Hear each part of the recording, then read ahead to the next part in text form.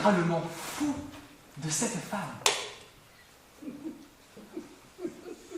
Pour elle, pour l'étincelance amusée de ses yeux mouillés d'intelligence aiguë, pour sa voix cassée, lourde et basse, et de luxure assouvie, pour son cul furibond, pour sa culture, pour sa tendresse et pour ses mains, je me sentais Jovention fulgurant, prêt à soulever d'impossibles rochers pour y tailler des cathédrales où j'entrerais beauté sur l'irrésistible Lesanfou, lui aussi.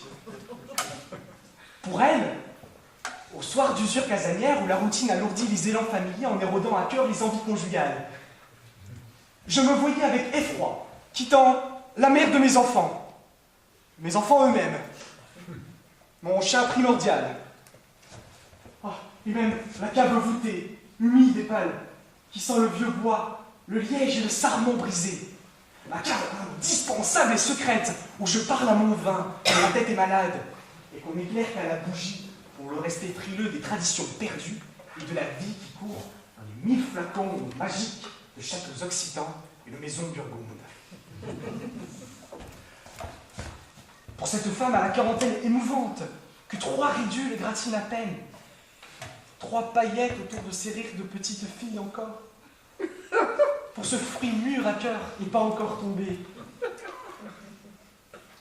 pour la fermeté lisse de sa démarche Dior, pour sa virilité dans le maintien de la Gauloise, pour ses seins arrogants, toujours debout, même au plus périlleux des moins avouables révérences. Pour cette femme infiniment inhabituelle, je me sentais au bord de renier mes propres pantoufles. Je dis qu'elle était infiniment inhabituelle. Par exemple, elle me parlait souvent en latin, par réaction farouche contre le laisser-aller du langage de chez nous, que l'anglomanie écorche à mort. Nos dialogues étaient fous. Quo vadis, Dominé? Et toi, Montelus? En sa présence, il n'était pas rare que je gaudriolasse ainsi, sans finesse, dans l'espoir fou d'abriter sous mon nez les mois profonds avec elle. Elle avait souvent la bonté d'en rire, exhibant soudain ses clinquantes canines dans un éclair blanc surélu qui me mordait le cœur. J'en étais fou, vous dis-je.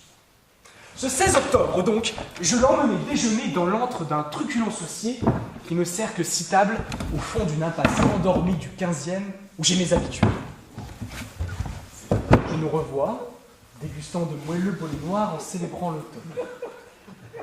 Nous étions là, romantiques et graves, d'une gravité d'amant crépusculaire. Elle me regardait, pâle et sereine, comme cet enfant scandinave que j'avais entrevu penché l'autre jour sur la tombe de Stravinsky, par un matin froid de Venise. J'étais au bord de dire des choses à l'eau de rose, quand le sommelier est arrivé.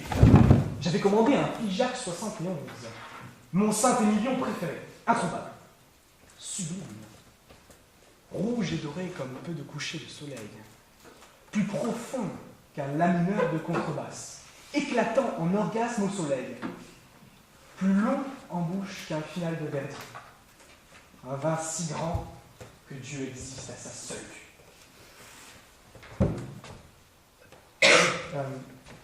Elle a mis de l'eau dedans. Je ne l'ai plus jamais aimée.